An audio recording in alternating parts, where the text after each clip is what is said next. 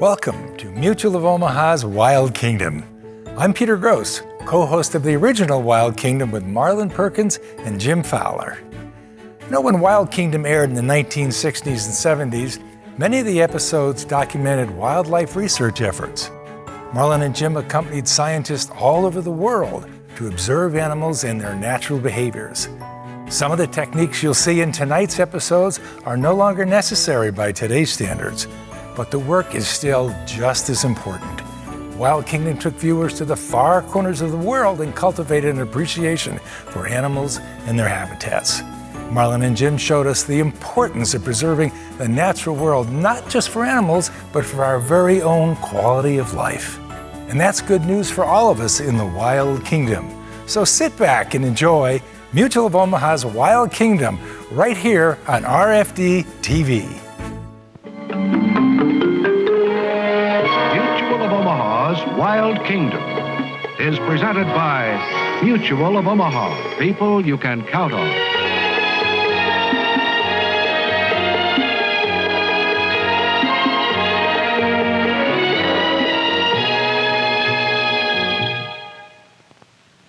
Welcome to Mutual of Omaha's Wild Kingdom.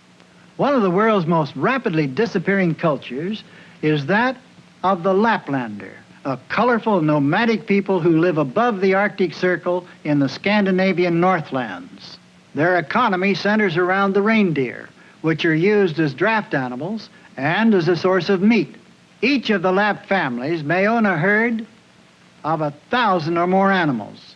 But these herds cannot find enough food in their winter range to support them all summer. Thus, each spring for centuries, the Lapps have driven them far northward to an island where reindeer food is abundant in summer. Recently, we were invited by the Norwegian government to join some Lapp families and participate in just such a grueling overland drive. We flew first to Europe, landing here at Norway's capital city of Oslo, then on to the land of the Lapps, above the Arctic Circle, stopping here at Kautokeino. We observed the Laplander families as on foot and in sleds. They drove 4,000 reindeer under extremely harsh weather conditions from here at Kautokeino northward for 9 days along this route to a large island called Kagan, here on the coast of the Barents Sea. This was surely one of the most unusual and rigorous adventures we've ever participated in. And we call our story, The World of the Lapps.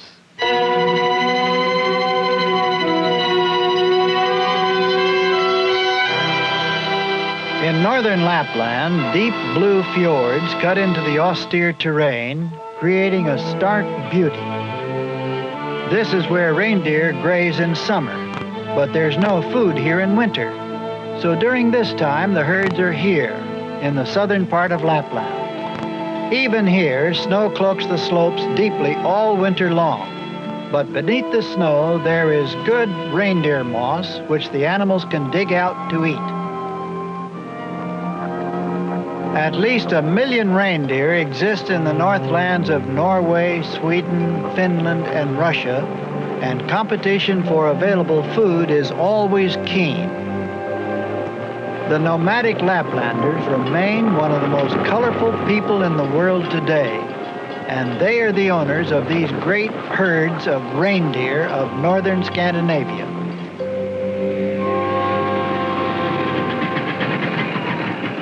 It hasn't been many miles for me to drive the snowmobile here from the city of Kautokeino to join the Laplanders as they engage in a custom they've observed for centuries.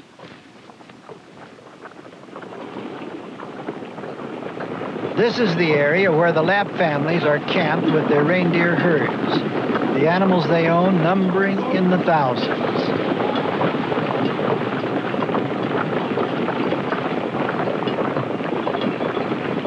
All winter long, they've been in this area of southern Lapland, but soon they'll be moving the reindeer northward again. Wise old cows with bells will be lead animals on the overland migration to the island, which has food enough to support them all summer. Each unmarked animal must be marked with the owner's brand before the herds of the 4 families are united for the journey. This tent, called a kata, belongs to the Logia family, which I've been invited to join for the strenuous drive of the reindeer. They're a handsome people, and what appears to be special finery they're all wearing is simply everyday clothing. The head of this clan is Johan Logia. While he and I talk, his sister opens the family's pack box to give me some dried reindeer meat. Her name is Birgit Logia Siri, and the beautiful embroidery she wears is a family or clan pattern. As guest, I am served first and expected to eat first. The sun-dried reindeer meat is very chewy, but uncommonly tasty and nutritious. The next one to eat is Johan's youngest son, Mikkel. All the Lapp children are very hardy, perhaps due to the ruggedness of their life. Johan's youngest daughter is Elin Inga, a lovely child. She, like all the members of this family, fairly bubbles with lightness and laughter. As with the American Indian teepees, this tent's open top allows smoke to escape. Ellen Marguerite is Johan's niece. Now, with a word of thanks to my hostess, I'll begin some observations outside. Johan will follow in a moment and explain in greater detail some of the things I'll see. The Lapp's lasso, called a suopan, is an extremely important piece of equipment at this time of year. This is reindeer roundup time, when all of the unmarked animals are caught and branded.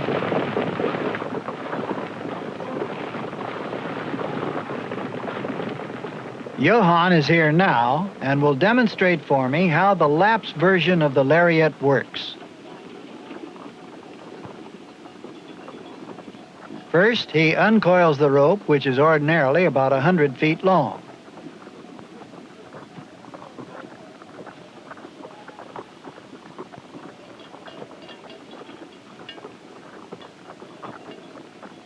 He then recoils it into a huge loop, which will be held in one hand and thrown.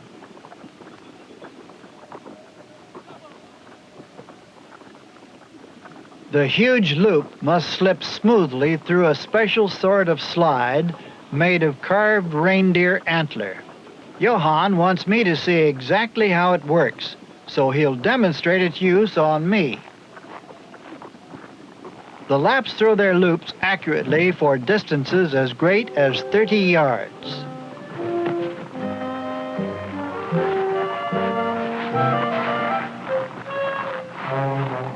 These are essentially a very happy people, even though life is rigorous in the extreme for them. Modern culture is overtaking them and their way of life. That's one reason why this year's reindeer drive may be the last of its kind. As the time looms for beginning the drive north, it's necessary to make sure all of the family's animals are properly earmarked to show rightful ownership. Although the culture of the Lapps is half a world removed from the culture of our own American West, in certain respects, they parallel one another closely. Roping a reindeer with lasso is not far afield from roping a steer, and the objective is the same. The animal has to be subdued, then marked to show ownership. But here, instead of branding with a hot iron, Johan Logia will make his clan's mark on the animal by using his knife to notch the ear in a very specific and unique way. The combination of markings which can be cut into the animal's ears are virtually limitless.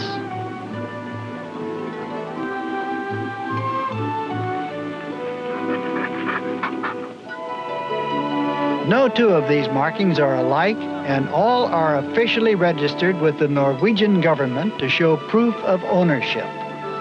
Such ear marking is much less painful to the animal than branding because ear tissue is much less sensitive than muscle tissue. As the men do this, the women inside the tents have been preparing for the move north. These women move from tent to tent, helping one another get everything in readiness for moving out.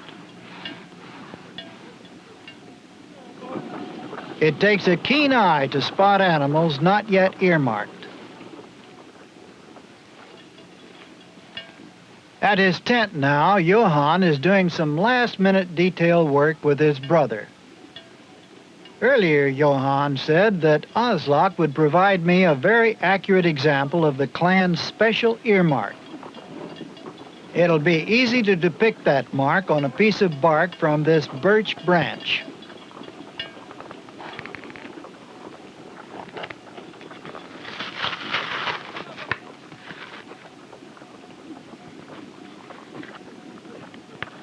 As Aslak makes the notch cuts with his knife in the piece of bark, he explains something I hadn't realized before, that the notching is different on the two ears of the reindeer.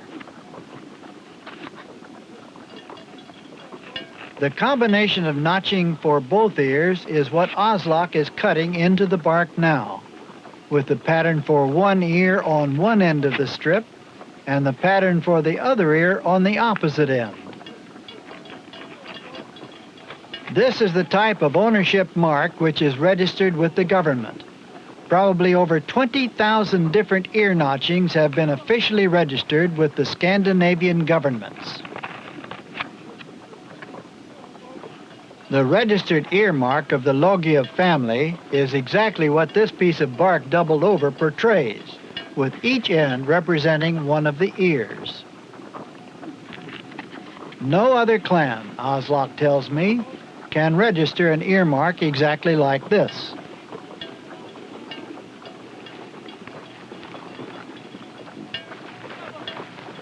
Now, while the brothers continue their trip preparations here, I'll go to Kautokeino and there spend the remainder of this day visiting the area where the pre-drive spring festival is being held.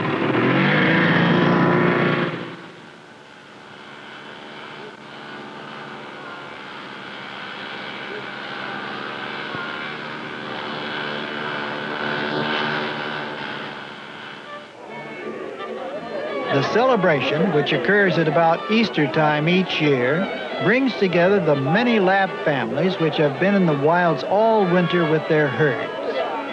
Now they come together in something of a vast family reunion. The wearing of elaborately embroidered bonnets, shawls, mittens, and other items of clothing is usual.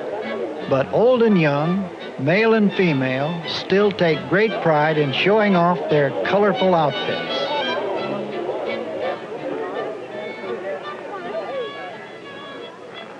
My guide here is Nils Logia, Johan's eldest son, who explains what's going on.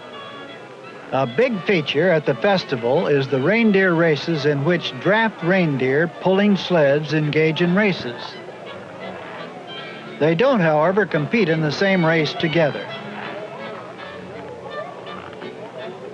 Instead, individual races are run in which the speed is clocked. It's a very popular activity at each year's festival with spectators and with participants.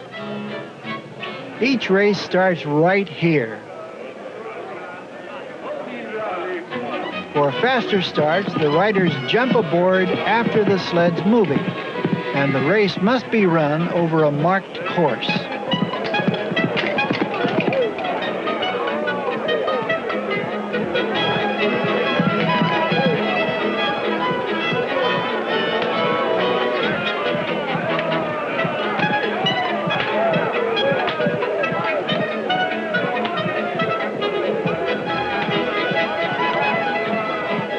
He's crossing the finish line with a good effort that'll be hard to beat.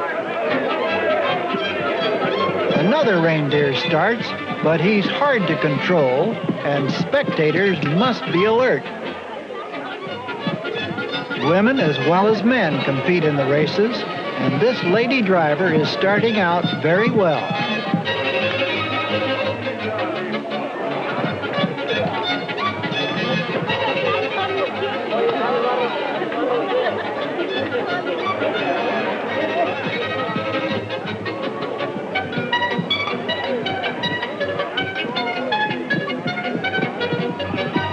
She's done nicely and may well turn out to be the winner when the races are all completed. With the races over, the festivities are pretty much ended here at Kautokeino. Tomorrow is the big day, the day when the northward migration begins. The time has arrived to begin the 9-day drive. And now the families will strike their tents and begin moving their reindeer north toward their summer range. The sleds, called akyas, are packed, and throughout the early morning hours, the activity has been feverish. Each clan member prepares for the long walk ahead by putting on a pair of reindeer hide footgear called scholars. A dried green grass called senna is stuffed into the scholars. It's a superb insulation and provides the wearer with great warmth, even in sub-zero temperatures.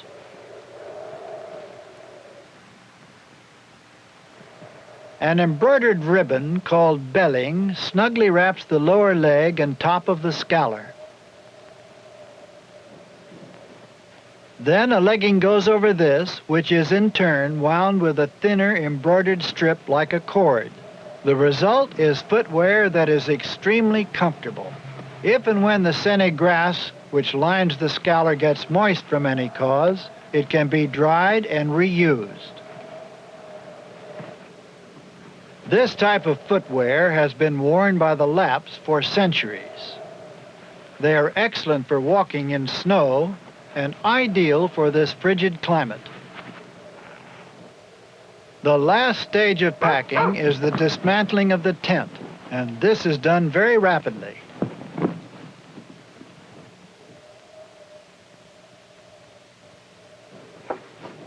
If the journey will take them where there's no wood, the Lapps take their poles and firewood along with them. That's the case now.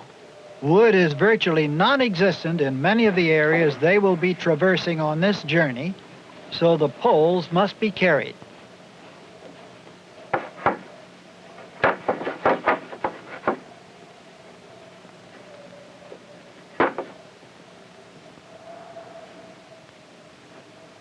Two Lapps can erect a tent in about 15 minutes and dismantle one in 3 minutes.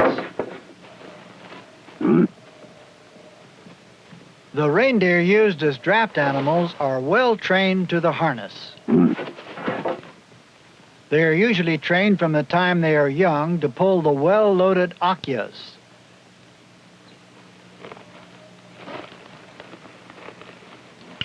These sleds are designed with poles which fit on either side of the reindeer.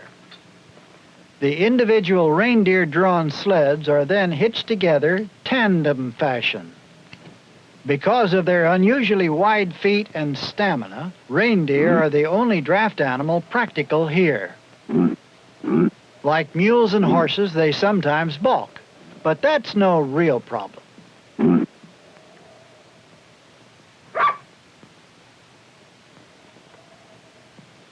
The first sleds have begun moving. For the 4 families here participating in the migration, it's the signal to begin moving out. Within a short time, the sleds will be converging with the main reindeer herd.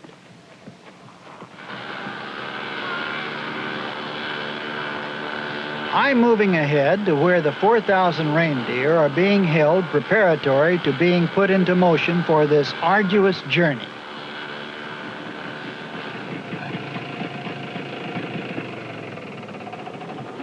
There are the reindeer now, and with the sleds coming up behind, These animals will soon be on their feet and moving steadily northward. This is where the tremendously important role of the Lap's reindeer dog, a breed called Buhund, comes into use.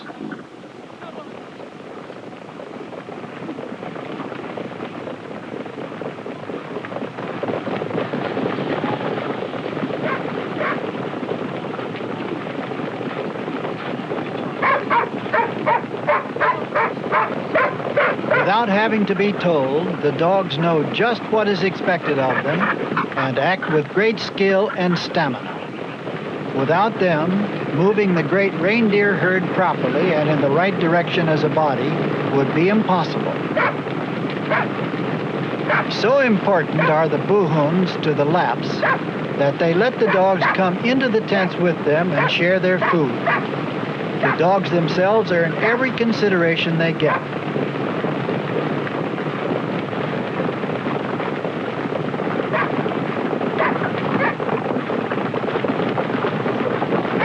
Often, even after severe injuries have disabled them, they still continue to perform their jobs in the most remarkable manner, as exemplified here by this three-legged dog. The initial confusion in the herd has ended, and now a steady and more sedate pace has been established.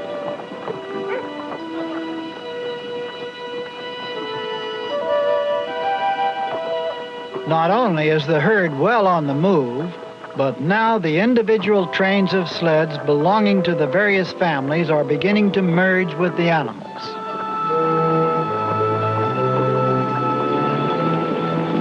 The great northward migration is underway. From here, near Kautokeino in the south, it will move northward through a hostile terrain. The Laps will face with strength and determination whatever storms and tragedy may be encountered, knowing well that in the past migrations, many reindeer and some humans have perished. However, such hazards are simply a part of their way of life in this, the world of the Laps. The preliminaries to the reindeer drive were finally concluded, and now the Laps had begun their grueling overland migration. Until now, the days in and around Kautokeino had been filled with entertainment and festive fun as preparations were made for the trek.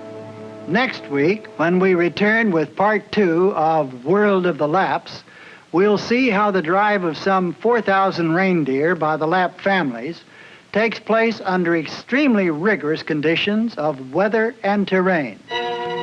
They move northward through 200 miles of vast hostile wasteland to a land of breathtaking scenery, and culminate the trip with a dramatic and dangerous swim in frigid Arctic waters to Kagan Island in the Barents Sea. The Laplander society is rapidly being assimilated into modern Scandinavian cultures. So be with us next week when we witness perhaps the last primitive reindeer drive ever to be made in the Wild Kingdom. Mutual of Omaha, people you can count on, has presented Mutual of Omaha's Wild Kingdom.